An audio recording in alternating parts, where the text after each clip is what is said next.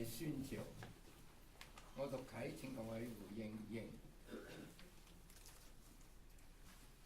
無賴的惡徒行事全憑歪曲的口，他眨眼傳神，以腳示意，用手指畫，全心乖謬，常設惡謀，散播紛爭。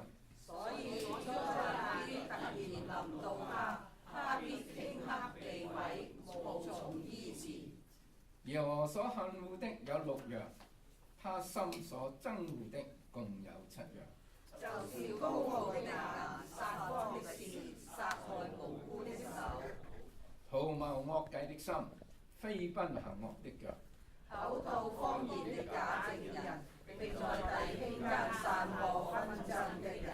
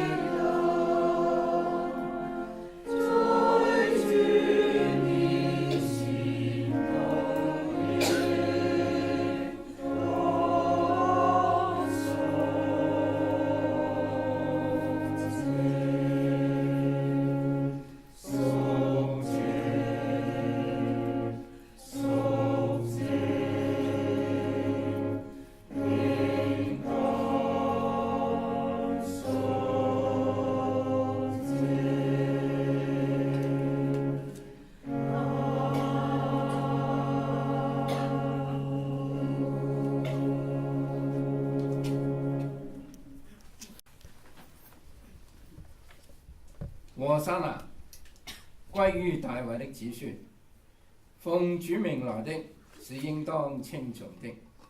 高高在上和散那，天上有和平，至高之處有榮光。慈悲嘅上主，今日我哋嚟到你嘅面前，紀念你昔日騎驢駒榮耀進入耶路撒冷，前行後隨嘅人大聲喺度喊叫，並且有人將衣服同埋樹枝鋪喺路上，歡呼迎接你進入耶路撒冷。喺榮耀嘅背後，原來你係為世人嘅罪而進入耶路撒冷。歡迎你嘅人，後來竟然反口要將你釘喺十字架上。你明知會如何？明知會受苦、受難、受屈辱，但因為你愛我哋嘅緣故，毅然向前一步步走上十字架嘅道路。喺棕樹節嘅主日崇拜之中，我哋要感謝你、歌頌你、尊崇你、敬拜你，因為你係我哋嘅神，係我哋嘅救贖主。求你警醒我哋，紀念你嘅大愛。我哋同樣願意你進入我哋嘅心中，作我哋嘅主宰，指引我哋嘅一思一想，帶領我哋嘅一舉一動，教導我哋嘅一言一行。但願我哋都願意聽從你嘅話語，行喺你嘅真道上，榮耀你嘅聖名。求主看顧我哋眾人，使我哋有健康嘅體魄，有屬靈嘅生命，有愛心嘅相交，有喜樂嘅生活，有平安嘅腳步。今日嘅世人爾虞我詐，造成世界紛亂，人心不安。求主教導我哋都能夠以愛心相待，行公義，好憐憫，好讓世界和平，各人可以享受你所創造嘅天父世界。我哋將今日嘅崇拜交喺你嘅手中，求賜下聖靈，膏抹講者嘅口，讓佢能夠講出聖經嘅信息，亦求靈運行喺我哋中間，賜我哋有力量去遵行你嘅教導，一步一步行主你要我哋走嘅前路，好讓我哋喺我哋嘅生活之中能夠活出你嘅樣式，榮耀你嘅聖名。但願今日嘅崇拜一切嘅程序都蒙你嘅悅納。以上祈禱，乃係奉我主聖名而求。阿們。我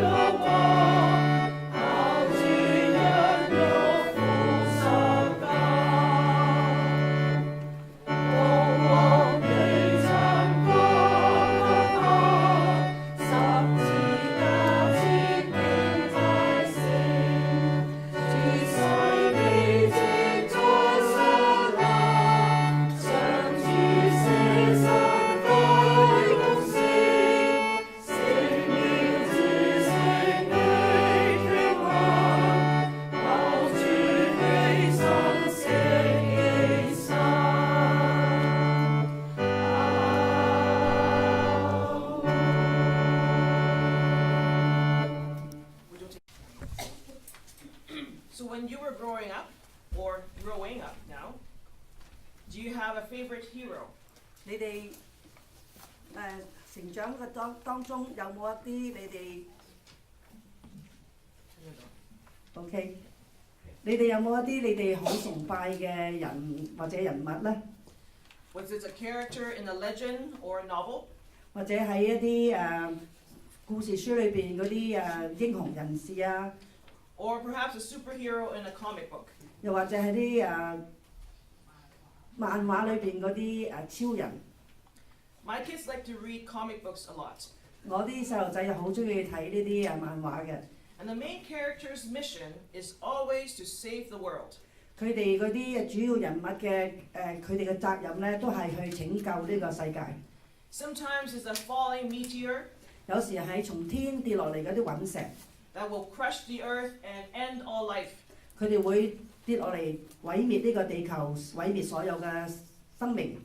How about a deadly virus? 又或者有啲好非常嚴重嗰啲毒菌 In the hands of an evil villain 喺呢啲壞人嘅手裏邊， whose wish is to take revenge on all humanity 佢哋嘅責任，佢哋就想向人類嚟到報復， simply because they felt unloved. 因為佢哋覺得佢哋冇被愛。 What I loved most in my childhood were these Chinese kung fu novels. 我最中意嘅係我童年嘅時候有啲功夫嘅小説。 My father didn't tell me about them, but he hid them in his bookshelf. 我爸爸冇同我講有呢啲書，但係咧我喺佢嘅書架上邊咧見到， So I practiced my Chinese with these novels. 我就去係用呢啲小説嚟到學我嘅中文。 So my favorite one is this story. 我最中意嘅一本咧就係呢一個故事《射雕英雄傳》郭靖。I love this character because he was willing to give up everything. 我好中意呢個郭靖呢個人物，因為佢願意將佢自己所有嘅都放棄， Because he wanted to do the right thing. 因為佢想做一啲係正義嘅事， He stood for justice. 佢係為正義而站立， He would even give up his love.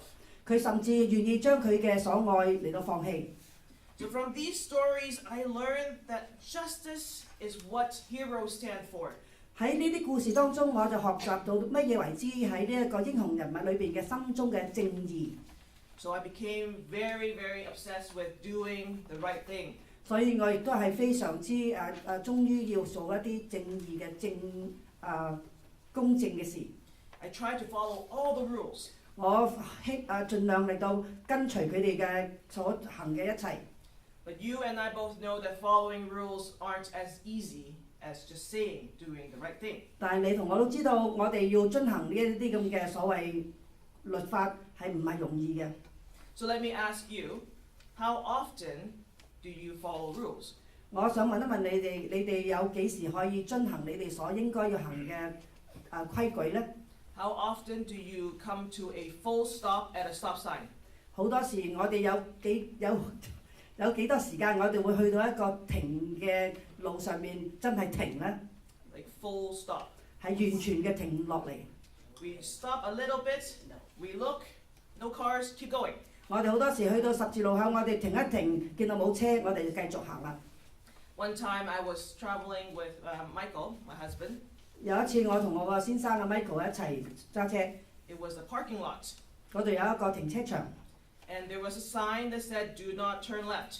嗰度有個牌寫住不可左轉， So there was a parking spot over there. 但係喺嗰邊有一個停車嘅位， So he wanted to go. 佢就想去嗰度， There were no cars coming in. 因為前邊冇車嚟， He could not understand why there was a sign saying, do not turn left. 佢就唔明白點解要喺一個咁嘅牌寫住唔可以左轉， So he signaled and wanted to turn left. 佢就打呢個信號就準備轉左， Of course, me being me, I said we need to do the right thing. 但係因為係我係咁樣，我就話我哋要做一個合乎正確嘅事， So we got into an argument. 我哋就開始有口角， I said, don't turn left. 我就話唔準轉左， But he couldn't understand why we couldn't turn left. 但係佢唔明白點解佢哋唔可以轉左， So to win the argument, I said, that's not the right thing to do.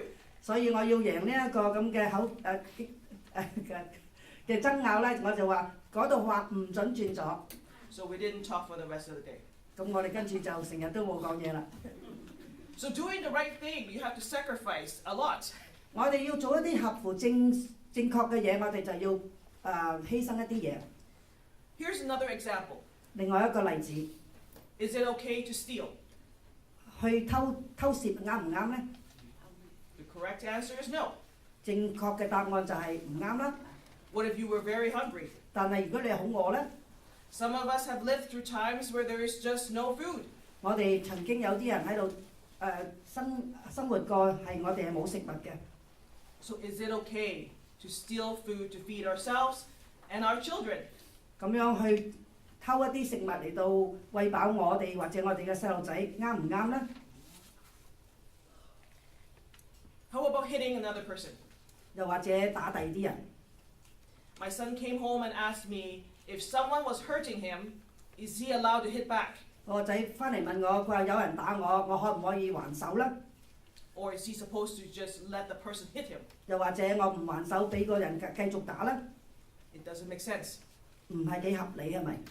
We need to preserve our own lives, 但係我哋要保護我哋自己喎。 but yet we want to do the right thing. 但係我哋都係想做啲合理嘅合情合理嘅事。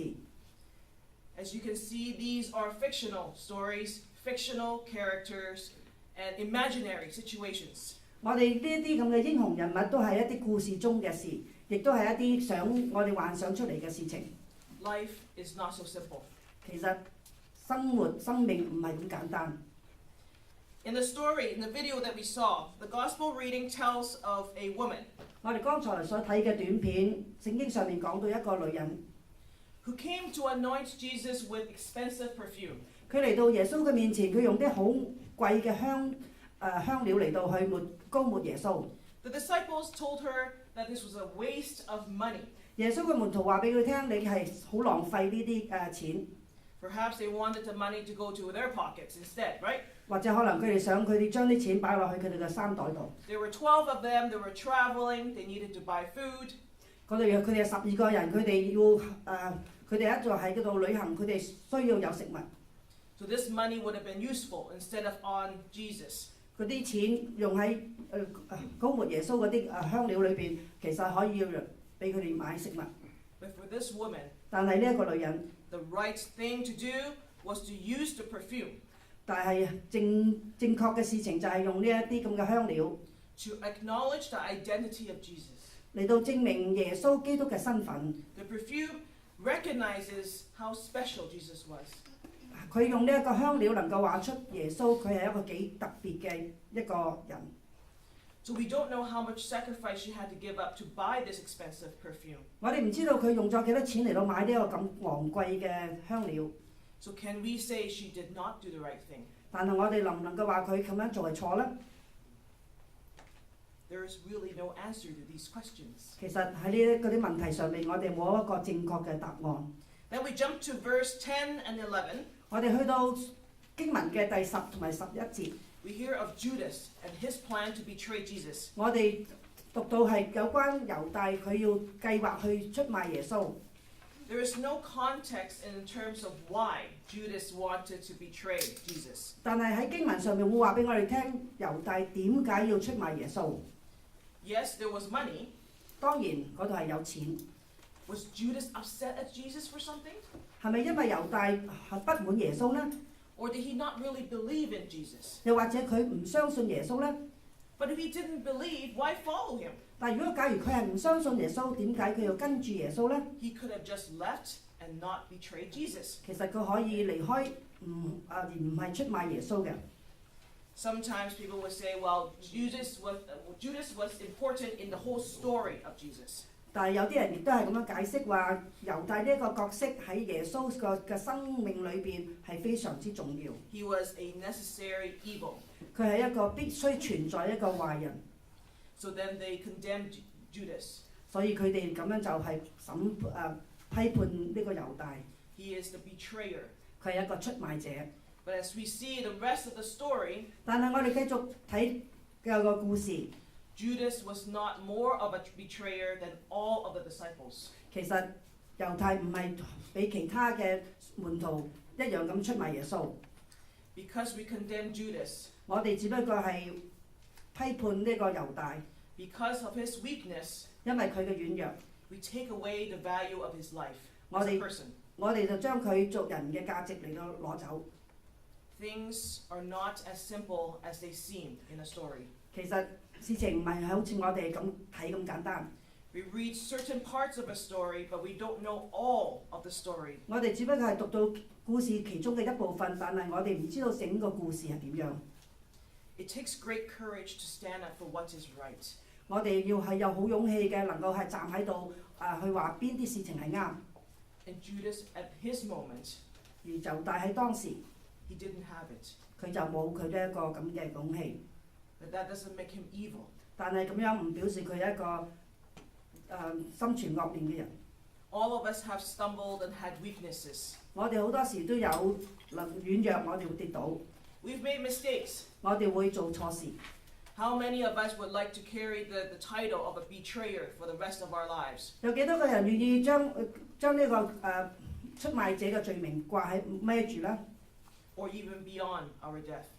就是甚至乎我哋死咗之後都會掛住呢個罪名咧。 Can Judas have some degree of grace? 而猶大其實佢有冇少少嘅好處咧？ Can he be forgiven? 佢可唔可以被寬恕咧？ Can Judas, the one that betrays Jesus, be saved by Jesus? 而呢一個出賣耶穌嘅猶大，佢可唔可以被耶穌拯救咧？ Was what Jesus done on the cross also to save his betrayer? 耶穌基督死喺十字架上邊，係咪都可以救出賣佢嘅人咧？ Sometimes we have done things in our lives that we don't think is forgivable. 有好多時我哋喺我哋人生裏邊做咗一啲事情係唔可以被原諒嘅， Much like Judas, 就好似猶大咁樣。 can we forgive ourselves and receive the forgiveness that God has given to us already? 我哋可唔可以接受到耶穌俾我哋嘅寬恕咧？ This is a story about acknowledging our weakness and being open to be loved by God. 我哋而家今日要學嘅經課就係話我哋點樣可以將我哋嘅所作嘅求神去原諒。 So in verse 17 to 31, we hear of the story of Peter. 我哋喺17至31節裏邊，我哋就聽到有關彼得嘅故事。 The conversation you hear in the video 喺呢個短片裏邊，我哋聽到嘅故事 is Jesus challenging the disciples, saying, "Truly I tell you, one of you will betray me." 耶穌同嗰啲門徒講，佢話俾佢哋聽：你哋當中有一個人會出賣我， It is one of the 12你哋12個人當中一個， who is dipping bread into the bowl with me. 嗰個就係同我一齊分用餅擺喺我個杯嗰度一齊食嘅。 How many of you will invite people to your house for dinner and expect them to betray you? 有幾多個人有朋友嚟到你屋企，而你會預防佢會出賣你嘅咧？ Do you invite somebody to your house for dinner and expect them to steal something from your house? 你請你啲朋友翻嚟屋企食飯，你會唔會諗住佢會喺你屋企偷嘢咧？ But Jesus invited Judas to sit with him as well as the other disciples. 耶穌基督就請埋呢個猶太同埋其他嘅門徒同佢一齊坐席， knowing that he would betray him, and yet he ate together with him. 知道佢會出賣佢，而耶穌依然係同佢一齊食嘢。 Sometimes when we make mistakes, we like to blame someone else. 有好多時我哋做錯嘢，我哋就將我個責任擺喺第二啲人身上。 Sometimes when I'm late, 有時我遲到， I blame the kids. 我就賴嗰啲細路仔， But then usually they're at the door before me. 但係通常佢哋喺門口等住我㗎啦。 Or I would say that the car wasn't going quickly enough. 有時我就賴個車唔夠快， Maybe somebody else was driving too slow. 又或者其他人揸車太慢， It's never my fault. 從來都唔係我自己嘅錯。 But is that doing the right thing? 但係咁樣係咪啱呢？ Sometimes we forget something. 有時我哋忘記一啲嘢， Forgot where you put your phone. 唔記得擺咁我個手機喺邊度。 What's the first thing that you say? 我第一件事我哋通常講咩呢？ Who took my phone? 邊個攞我個手機？ You don't say, where did I put my phone? You say, who took my phone? 我唔會話我自己擺喺邊度，但係會問邊個攞我嘅手機。Same thing with keys and other things. 好似我哋嘅鎖匙一樣，都係咁樣講。No one else is to be blamed. 其實冇任何人有呢一個被應該埋怨或者佢嘅責任。We need to say we made a mistake. 我哋要自己承認我哋做咗錯事。I am sorry. 我真係要講對唔住。 These 3 words, very hard to say. 呢3個字我錯了或者對唔住係好難講。Very similarly for Chinese people to say I love you. 亦都好似中國人好難講出口話我愛你。So therefore, in that experience of apologizing, 喺呢一個同人哋講對唔住道歉嘅一個咁嘅經歷上邊， we acknowledge our weakness. 我哋即係話明俾自己聽，我哋都有軟弱嘅地方。That's the story that we read today, that we heard today. 今日我哋所聽到嘅故事，呢一個就係其中一個要講出嚟嘅。It isn't about how bad Judas is or how bad Peter was. 其實唔係話要講出猶大佢點樣衰，或者彼得點樣唔好。We have to see in Peter and in all the disciples, even the one that ran away without his clothes. 我哋就要從佢哋身上，甚至乎係好似嗰個連衫都唔着要走開嗰個門徒一樣，我哋喺佢身上要學到。We need to acknowledge that we need Jesus. 我哋要知道從佢哋，我哋知道我哋都係需要耶穌。We over and over in our lives betray Jesus. 我哋喺我哋嘅生命上邊，我哋不停嘅係去出賣耶穌。If someone asked you on the bus if you were a Christian, 好似有時你喺巴士上邊有人問你係唔係基督徒， would you say yes? 你會唔會話係呢？ Same experience as with Peter. 就好似當時彼得嘅情況一樣。 How many of you wear a cross? 有幾多個人會係帶住十字架呢？ How many of you would bring a Bible to read in a public place? 有幾多個會好似帶住聖經喺一個公眾嘅場所裏邊去閱讀呢？ Wearing the collar in a mall, 又或者好似我着住我做牧師嘅衫去到呢個公司行公司， sometimes people give you a good positive reaction, 有啲人見到會俾一個好正面嘅招呼， sometimes not. 但係有時唔係。 But are we brave enough and courageous enough to stand up for something? 但係我哋會唔會有呢個勇氣，為咗我哋自己所作嘅，我哋企喺度呢？ Can we embrace that this is part of who we are? 我哋可唔可以將我哋係點樣嘅嚟到擺上呢，或者做出嚟俾人哋睇呢？ During the season of Lent, 喺呢一個受苦與苦期、將臨期。 the last time I told you about going into the wilderness, 上一次我哋同你分享就係去到呢一個曠野嘅個地方。 it is a time to think about your life. 呢一個時間係我哋去點樣去思想我哋嘅生命。 At the end of the season of Lent, 喺呢一個受苦期嘅就嚟完嘅時候， we need to have a hold on our capacity to sin.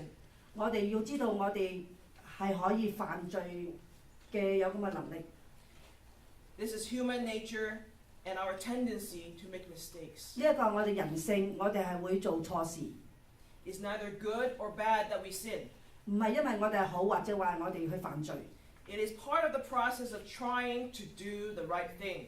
但係其實就係一個點樣去做好嘅過程。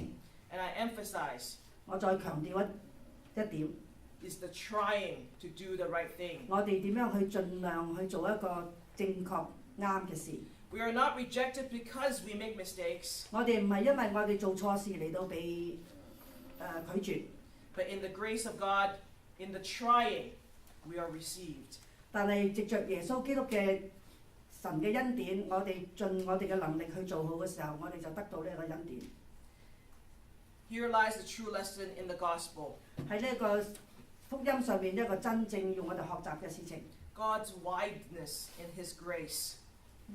神嘅恩典係非常之高深廣闊， And the forgiveness for us is beyond our mistakes.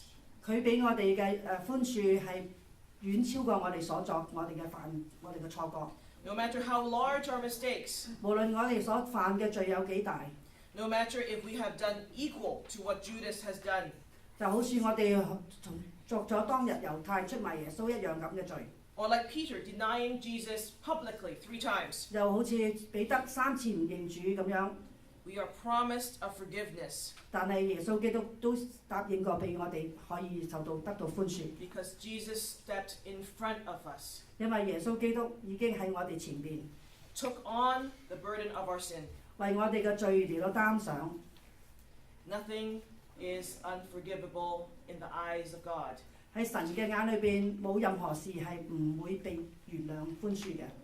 So as we go towards Good Friday, 喺我哋走進呢一個受難節嘅星期五當中， I invite you to spend some time thinking about things that you cannot forgive yourself. 我邀請大家去回想下，有啲事情喺你嘅生命裏邊，你覺得係唔值得受寬恕嘅， You don't feel that you're forgivable, 你覺得唔值得被受寬恕， but not God. 但係神唔會。 So in that journey to Good Friday, I asked you to bring that to Christ on Friday. 我就喺呢一度邀請大家將你哋所有嘅重擔都係能夠帶到喺星期五受苦節嘅當天。 It is not only on Good Friday, but every time you come forward for communion. 其實唔係淨單止係呢個受難節當日，你哋每一次能夠領受聖餐嘅時候，都可以將你嘅擔子拎到嚟前邊。 The pastor said to leave your burden with God. 牧師通常都會叫你哋將你哋嘅重擔交俾上帝。 Recognize that in communion we are changed. 我哋都應該知道，當我哋每逢受聖餐嘅時候，我哋都得到改變。 In our weakness, God will help us to be better. 當我哋軟弱嘅時候，神就會幫助我哋能夠成為更加好。 No matter how broken we may feel, 無論我哋點樣覺得點樣係受挫折， we are here to be caught in God's embrace. 但係我哋都可以嚟到神嘅懷抱當中。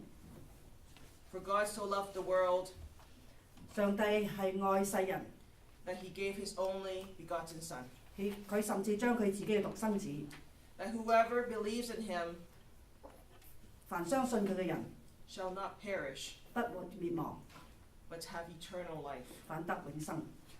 Amen. 阿門。